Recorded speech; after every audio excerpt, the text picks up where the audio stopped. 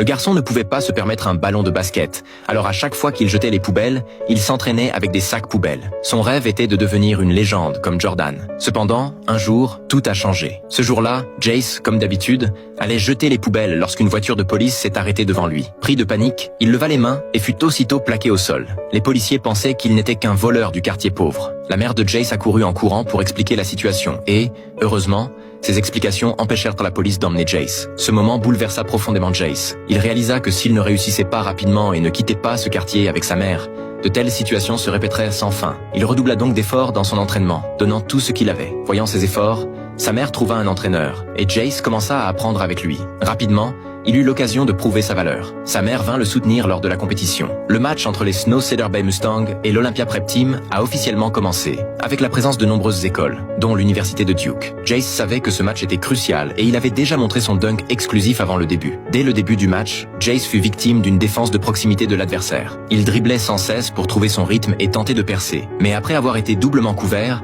il dut forcer une passe, ce qui entraîna une erreur et une interception. L'équipe adverse jouait parfaitement en synchronisation, prenant calmement les tirs à distance quand ils étaient ouverts. Jace, frustré, décida de prendre les choses en main. Il dribbla à nouveau seul, imitant Durant avec un dribble à main gauche, passant la ligne des lancers francs et effectuant un tir en arrière malgré la présence de 3 joueurs adverses. Il réussit à marquer. Malgré cela, il ne réussissait toujours pas à défendre contre le joueur vedette de l'équipe adverse. À la fin de la première mi-temps, son équipe était toujours derrière de 11 points et l'Olympia Prep Team avait égalisé avec une parfaite combinaison de dunk. L'entraîneur réprimanda Kevin, lui reprochant d'être distrait. Il lui dit que si ce dernier se laissait facilement affecter par les provocations, il ne deviendrait jamais la légende qu'il voulait être. Pour gagner, il fallait retrouver la combativité d'autrefois. Ce cri de l'entraîneur réveilla Jace. Inspiré, Jace retourna sur le terrain, déterminé à inverser la situation. Le retour de Phil renforça la défense de l'équipe.